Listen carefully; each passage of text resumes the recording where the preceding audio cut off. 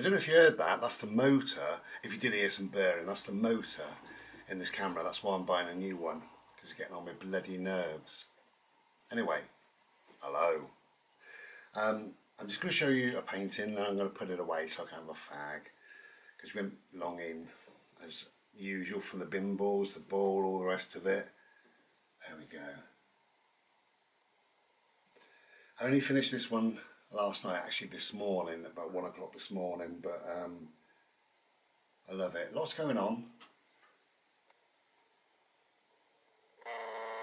Oh, there's, can you hear the camera? Sorry, I'll have to move you. This is what's happening just lately. Sorry about that. So this is called Bohemian Bliss. You probably can't see it, but in this part here, in that section there, lots of sparkles going on. Can you see?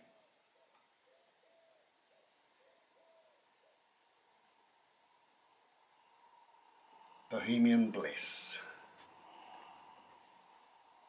Yes, I love it.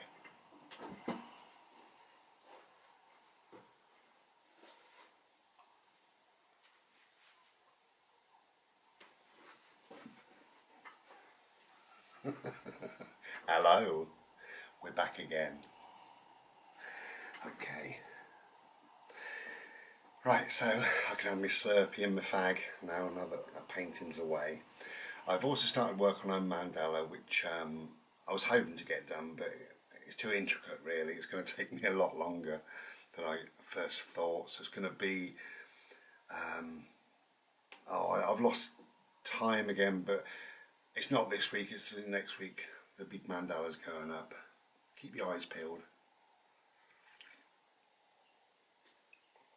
So a few days back, actually on the Friday, on the 8th, get comfy. On the Friday the 8th, I went to, if you remember, I made a video about 4 friends who have either lost or are losing their various parents. And 2 of those friends have invited me to go to the tribute of their parents, which is wonderful. I declined one simply because it was too far. It was just, I couldn't do the driving, too much. So I decided that I would go to one of them, and thank you very much, Lisa, for the invite. So yeah, I went up to a hotel, a very posh hotel actually, and it was wonderful. I thought I'd just talk about that just for a second, because I do look for a different way, an alternative way, a new way, a different way of thinking, of being, and of acting and stuff like that in my life, because just because things are, that's the way it's supposed to be, doesn't mean it's right, you know. It's like, I had a conversation with somebody the other day. I don't want to get into this, but I had a conversation with somebody the other day. There was a woman walking a dog, and she was on about Brexit. I said, I'm not interested, you know.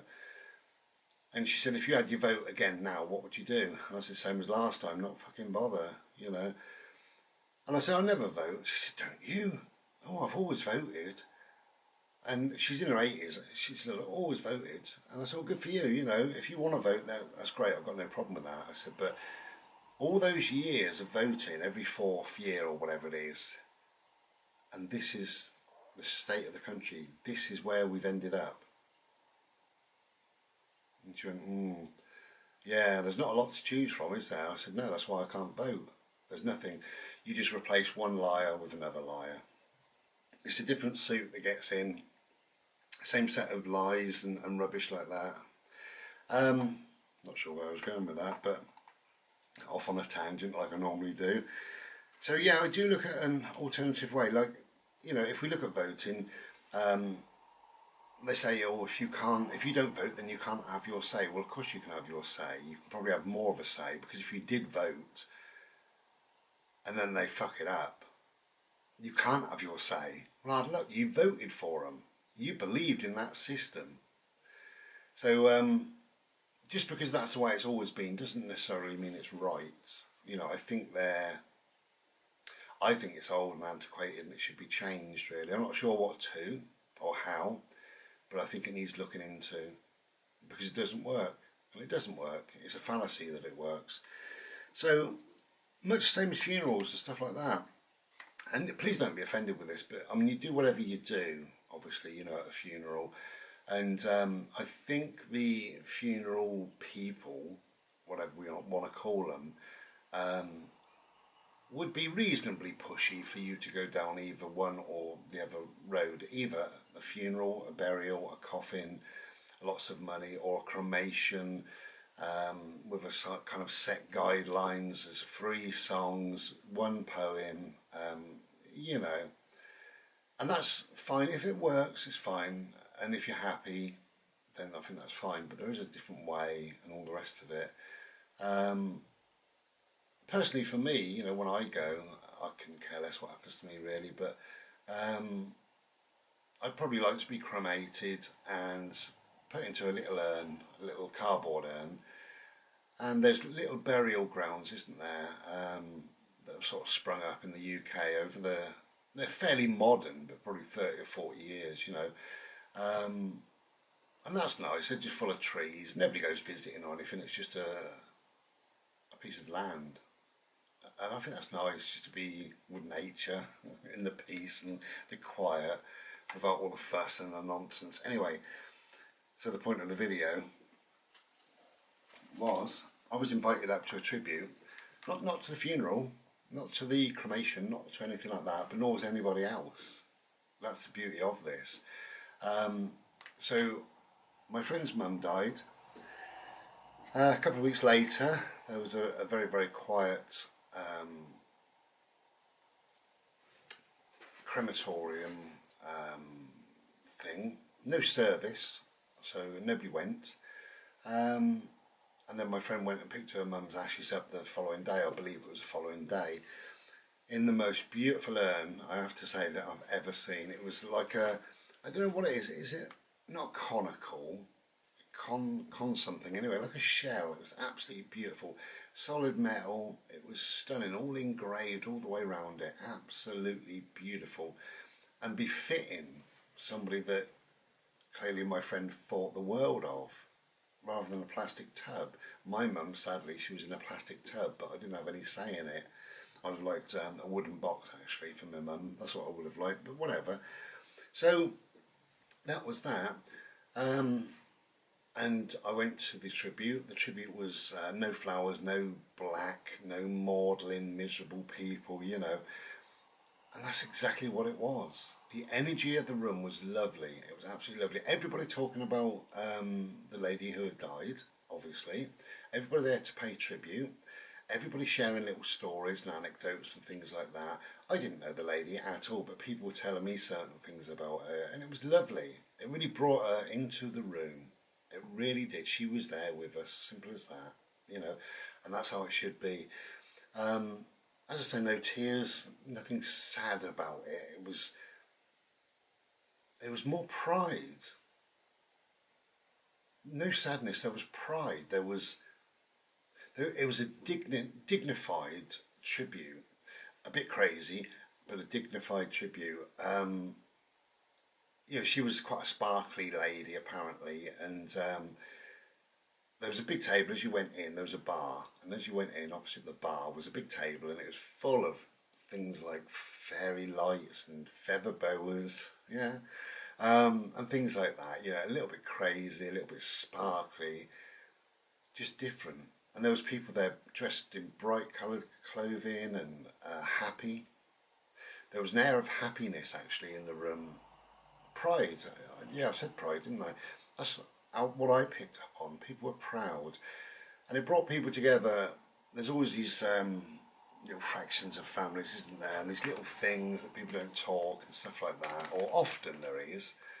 But everybody was chilled, they was happy, they was relaxed.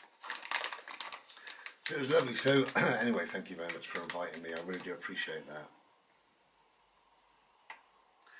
Okay, the main topic of the video really is digital heroin.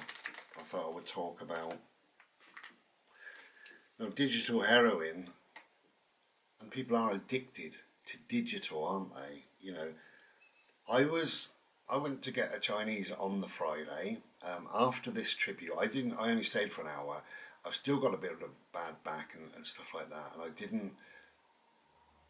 After the drive, I didn't want to sit down and get seize up and then have to drive back. So I only stayed for 1 hour, and that was it. And I was away, which for me was plenty.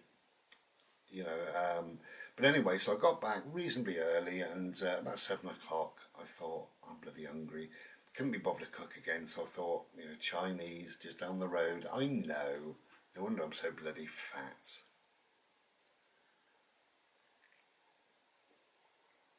So I go into the Chinese, phoned up, and they said 15-20 minutes. So I go down there, 5 people in there, 3 on the bench, 2 on the chairs, all looking at their phones. Nobody looked up. I could have been anybody. Nobody talking. Totally into their phones. All 5, you know. And I see it sometimes. I look out the window, and sometimes school children walk past, and they've got their heads bowed as they walk past, like that. Nobody looks up, nobody sees anything, nobody communicates like this. And that's why it's digital heroin, I think, really. And it's a shame, but I mean, you know, I'm old-fashioned, so I can't change it, can I, really? I mean, my phone's off. It's been off for 2 days. I'll put it on later, see if anybody's bothered.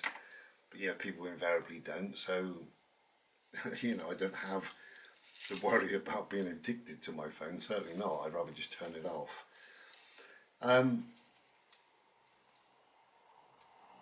So what's happening, you see, is the bigger, if you look at the bigger picture of it, is years ago people started to get addicted, didn't they, to these phones, so used to having these phones on them. And now, I mean, that's not out of the norm to walk into a Chinese, see 5 people and not one of them looks up from their phone. That's quite normal, quite standard. You know, that really is the norm now. You know, and school children with heads bowed, you know, and it's sad, but that is the norm. Nobody communicates, there's no eye contact, no real human interaction. And that's what I'm getting at with this digital heroin, because it's they're addicted to it. That's the first stage. Get everybody addicted to holding this AI or whatever. And then you then start getting people addicted to wearing this digital heroin, this AI, or whatever you want to call it. And that is, there's Bluetooth, isn't there? There's Google glasses. Who's this?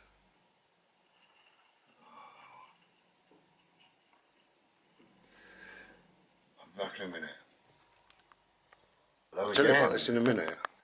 Hello. Oh dear. What a nuisance. Right. Oh dear. Where were we? I'll tell you about that in just a minute. So I'm having a fag and a Slurpee. So I was talking about digital heroin, wasn't I, really, with these kids with their heads bowed, looking at their phones and what have you. And the bigger picture is you get people used to holding this stuff, and we're more than used to that now. Then you get used to people wearing this stuff. So it's Bluetooth, Google glasses, whatever they may be. There's these things like a deep sea diver would wear now that people look, virtual reality, that's it, that's what I'm looking for. All that is quite normal. And then people have things like, oh, I don't know what they're called, Fitbits, and wristwatches that, I don't know, they measure your blood sugar level, your heart rate, things like that. They tell you how many steps you've done. There's an app that I saw on one of the YouTube videos that I watched. Somebody's got an app and they put it onto their phone, and it tells them how long they look into their phone for. And this guy was amazed that it was like 8 hours or something in his 24-hour day. It's sad, isn't it, really? So all that has become the norm. So it become the norm to wear stuff eventually, you know, like Bluetooth or whatever. I think maybe in caps and glasses there'd be speakers and things. There probably already is. Um, that's what it'll be, you know, that'll be the norm. And then there's only one final step, isn't there? And that is to have the digital heroin inside of you, which is these, is it RDFI chips or whatever they're called anyway. Um, some countries are doing that. Some employers are insisting on that. Awful, isn't it? And eventually, all the sheep will be injected with something and controlled. And it's control as well. You know, it's nothing wrong with technology. Technology should be here to serve us, not control us. And people are allowing it. You know, kids don't know any better, do they?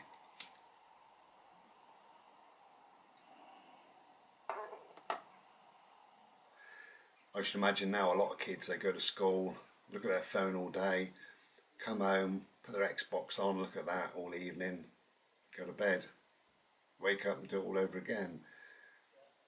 You know, and that's the norm. That's just how things are. Awful, really. But like I say, technology should serve us. It should improve our lives in some way.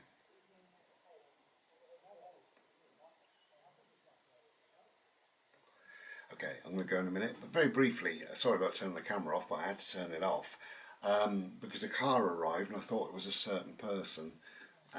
You remember from a few weeks back, I was talking about my neighbour or ex-neighbour. I was taking Bodie out about a week ago, taking Bodie out, and the new guy was in his garden.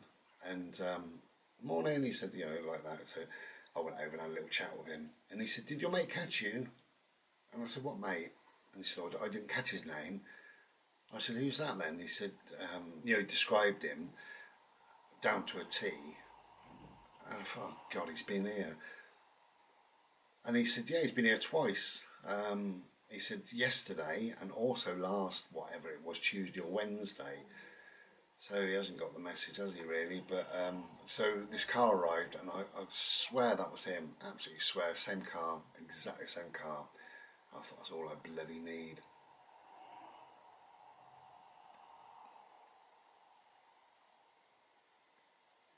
So yeah, it's a frightening world. If that's the way things are going really, and I think it is that people will allow technology just to rule them. You know, people were programmed years ago with television, and now people have stopped doing that. People don't watch television like they used to. That's why the BBC license fee, you know, why they're just lately they're really pumping it up. I'm getting letters left, right, and centre. So is everybody else.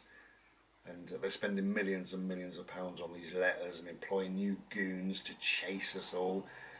I don't watch television. I don't own a television, but I shouldn't have to tell them that. You know, they're the only people that knock at your door to do with the licenses. You know, they're the only people. You don't ever have somebody like the police don't ever knock and say, "Can I see your gun license or your marriage license, your dog license, your driving license?" No other license. Nobody's interested in a license.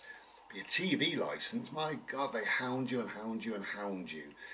And people don't pay the TV licence now. Number one, it funds paedophiles, and we know that. You know, obviously all the money that people have paid over the years, and then they pay it to the likes of Rolf Harris, Gary Glitter, Jonathan King, bloody Jimmy Savile, people like that, you know. So people don't pay it, you know, and I don't blame people. Why should they, you know? And why fund the BBC? You know, they're an antiquated old establishment nobody wants anymore anyway, really. That's me rant for the day, that'll do. Apart from that, it's a beautiful day. It's not really. It's been a bit wet.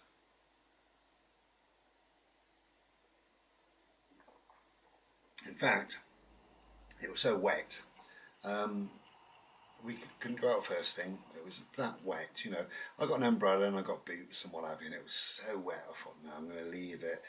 Then it did cheer up, and it has cheered up. I mean, it's very dull out there at the minute. Probably a little bit drizzly by the looks of it, but we got out in the dry and did all the usual. So good start of the day. Okay, I hope you enjoyed the painting at the beginning. It's called Bohemian Bliss, and that'll be up Thursday, whatever. I think it's 14th, isn't it? Something like that. But whatever, you'll see it in the next few days. Thank you for listening. Thank you for the invite to the tribute to both Chrissy and Lisa. Sorry, Chrissy, I couldn't go, but you know the reason why. We have spoken on the phone, and I know you're fine. Yeah, it was nice to go to Lisa's, and nice just to go to something that was different, full of nice conversations and smiles, happy people. That's how it should be, I think, you know.